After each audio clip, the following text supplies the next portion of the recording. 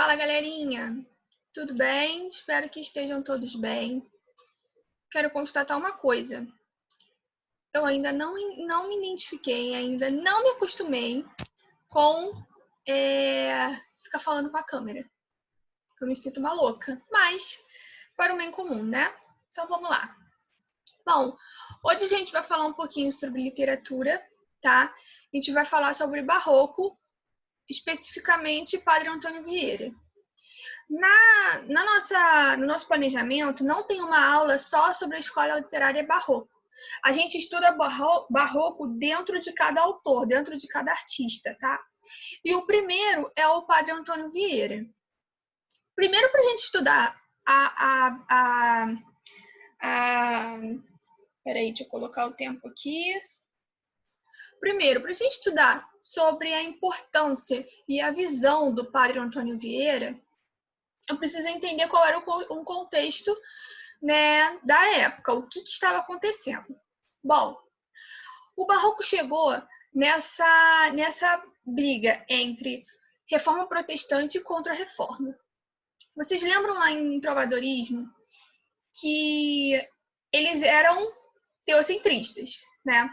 Então, eles vinham muito com a visão de igreja é o centro, igreja é o poder, só a igreja tem o poder, as pessoas devem seguir a palavra de Deus, não existe ascensão social, ou seja, quem nasce rico morre rico, quem nasce pobre morre pobre, né? Não existe esse crescimento, eles acreditam que se a pessoa nasceu de um modo, é para ela permanecer desse modo. E aí veio o humanismo.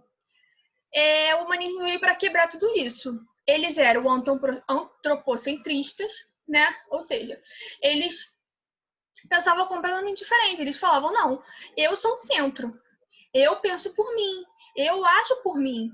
Então, se eu nasci pobre, eu posso virar rico, eu posso trabalhar, eu posso estudar, eu posso correr atrás.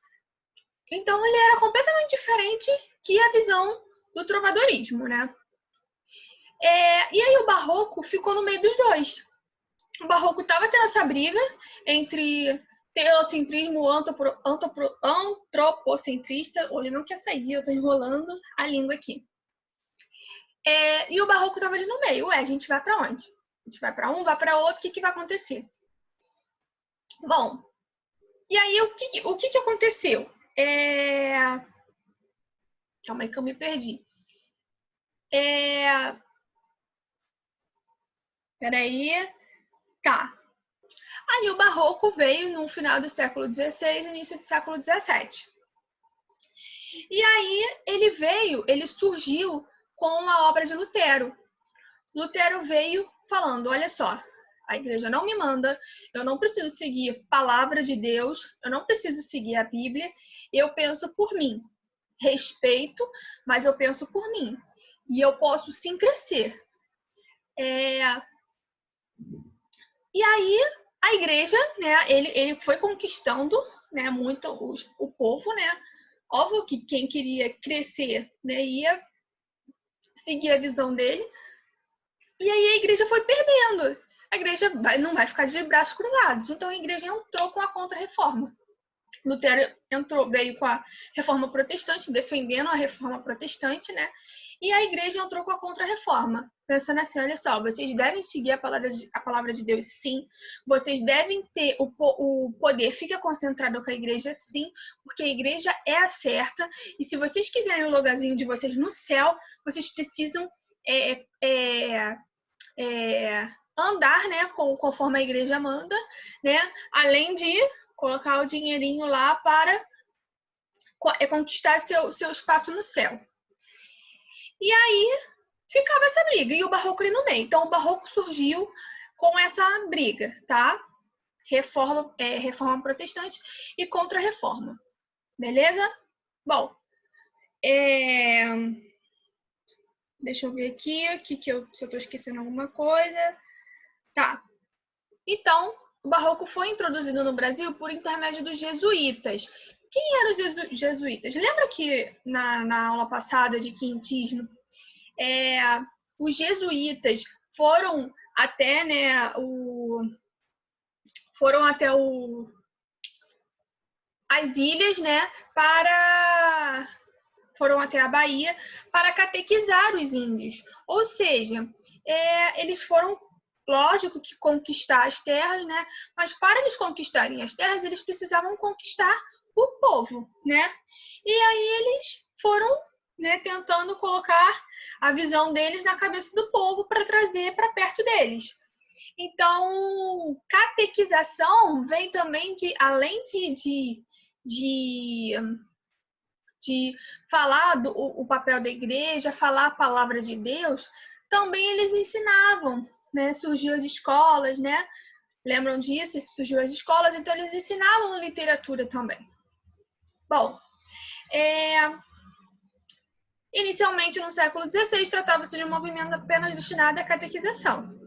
A partir do século XVII, o barroco passa a se expandir para os centros de produção açucareira, especialmente na Bahia, por meio das igrejas. Assim, a função da igreja era ensinar o caminho da religiosidade e da moral a uma população que vivia desregradamente. Desregradamente, para eles, para a visão da igreja, era o povo que estava seguindo a visão de Lutero, tá? A visão como o homem o centro. Eu penso por mim, eu não vou pelo poder de ninguém, beleza? Então, assim, eu posso ter ascensão social, sim, e não é a igreja que vai falar que eu não vou ter, que eu não vou crescer. Aí, a partir do século 17, 18, não havia ainda condições para a formação de uma consciência literária brasileira. A vida social no país era de uma consciência literária. A vida social no país era organizada em função de pequenos núcleos econômicos, não existindo efetivamente um público leitor para as obras literárias, o que só viria a ocorrer no século XIX. Por esse motivo, fala-se apenas em autores brasileiros com características barrocas, influenciados por fontes estrangeiras, portuguesa e espanhola, mas que não chegaram a constituir um movimento propriamente dito.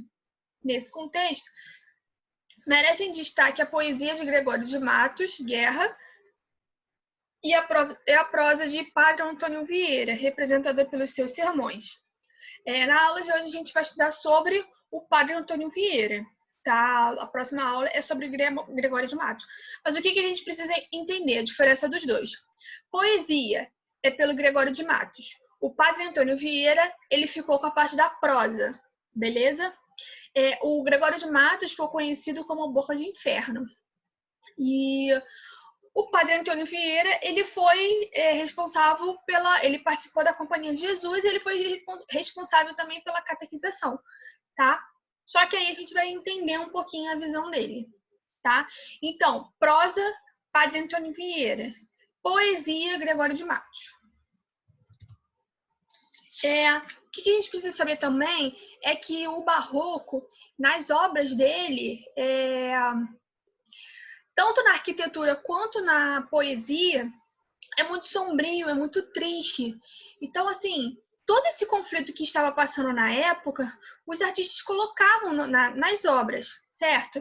Então, tinha muita sombra, tinha muita irregularidade, tinha muita tristeza nas obras. Era muito expressivo, a expressão falava muito alto. Ao contrário do trovadorismo, que era muito linear, tá? Bem iluminado e tal.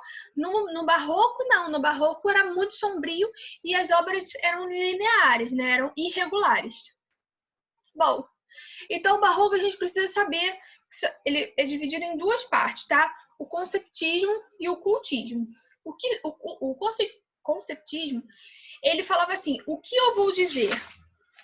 Então, ele trabalhava pelo jogo de ideias, pelo contraditório.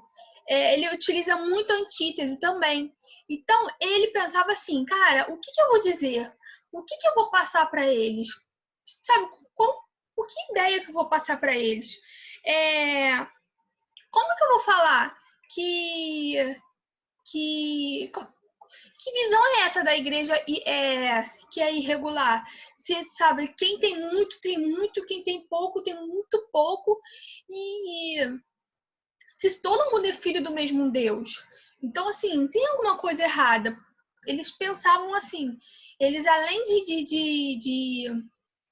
de pensar assim pela igreja, né? Mas eles pensavam muito com a razão, eles questionavam muito. Então, assim, eles questionavam assim, por que uns vão para o céu e outros não? Qual é o critério? Então, eles questionavam, eles eram muito questionáveis. E aí eles pensavam, o que eu vou dizer nesse meio de briga, né? Aqui, ó, seus argumentos se centram na razão, na inteligência e pretendem convencer pelo raciocínio, sem prejuízo dos sentidos. Então, eles pensavam, eles traziam, eles queriam assim, mostrar por meio de argumentos. Eles tinham argumentos válidos para fazer a pessoa pensar. E aí, ó, ao invés do exagero e exuberância do ocultismo, o estilo conceptista buscava concisão e ordem, operando sob o mecanismo da lógica. Então, eles não exageravam, eles não enfeitavam muito. Eles eram muito diretos, eles eram muito lógicos, né? O cultismo já é diferente. O cultismo pensava assim, como eu vou dizer? Então, ele pensava em enfeitar muito, em embelezar muito, assim, em tentar convencer a pessoa mais pela estética, tá? Então, o cultismo era uma literatura bem formal e fixa, tá? Ela não mudava, ela era fixa, aquela coisa bem certinha, bem centrada. A linha de pensamento seria descrever. Utilizava figuras de linguagens, além de figuras de sintaxe. Então, ele era muito, muito certo, aquele estilo bem pesadão. Os artistas voltavam para o jogo de palavras, preciosismo vocabular, erudição, rebuscamento da forma, ou seja, a realidade retratada pelos cultistas de forma indireta. Ou seja, eles enfeitavam muito, era uma coisa muito culta, tá? E o conceptismo era uma coisa mais certa, mais concreta, beleza? Mais a visão, mais a razão. E aí o padre Antônio Vieira. Bom, o padre Antônio Vieira, ele era conceptista, tá? Então ele tinha uma visão conceptista. Eu coloquei aqui, ó, sua escrita era conceptista. Isso aí, ó, tem que estar na cabeça de vocês, tá? Tudo que tá mais destacado, vocês precisam ter bem em mente, tá? Esse slide vai para vocês, mas eu espero que dê tempo para no segundo vídeo, né, na parte 2, vocês destacarem no livro. Mas se não der tempo, na aula ao vivo a gente destaca, né? Bom, então, o padre Antônio Vieira nasceu em Lisboa, em 1608, morreu na Bahia, em 1697. Com 7 anos de idade, veio para o Brasil e entrou para a Companhia de Jesus. Foi orador, filósofo, escritor e um dos missionários enviados para a catequização dos índios. Então, aquela catequização ele estava presente, que a gente estudou lá no Quintismo. Ao lado do padre Manuel de Nóbrega, foi um defensor dos indígenas e judeus, se posicionando contra a escravização e Inquisição.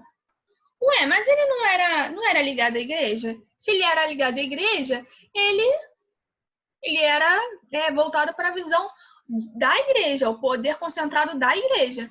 Então tem alguma coisa errada. Pois é. O padre Antônio Vieira, ele era assim, né? Ele era um jesuíta, ele foi para catequizar, ele fez tudo direitinho. Só que ele começou a ver que, assim, tá errado.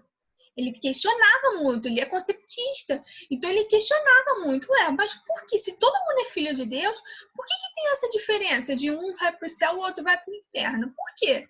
Se todo mundo é filho de um mesmo pai, o que está acontecendo? Se Deus ama todo mundo? Não é assim. Por que uns são muito, muito ricos e outros são muito, muito pobres?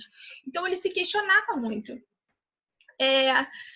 E ele acabou ele ficou contra, né, se oposicionando contra a escravização e a Inquisição. Ou seja, ele era completamente contra essa maldade, né? Por defender posições favoráveis aos índios e aos judeus, foi condenado à prisão pela Inquisição, onde ficou por 2 anos. Então ele defendia muito os índios e os judeus, o que era contra a visão da igreja, né? Então ele foi condenado. responsável pelo desenvolvimento da prosa no período do Barroco. Lembra que eu falei? Padre Antônio Vieira, responsável pela prosa. Gregório de Matos, pela poesia. Então, Padre Antônio Vieira, prosa. É conhecido por seus sermões polêmicos, em que critica, entre outras coisas, o despotismo dos colonos portugueses, a influência negativa que o protestantismo exerceria na colônia, os pregadores que não cumpriam com seu ofício de catequizar e evangelizar, seja adversários católicos, e a própria Inquisição. Então ele começou a ficar, a função dele era mostrar, assim, a palavra de Deus e ajudar, né, na catequização e na instrução, educação do povo. Só que ele viu que não era o papel da igreja, não era o que a igreja queria. Então ele começou a ser contra, tá? Deixa eu ver o tempo aqui. Opa! Então, segundo vídeo, a gente continua.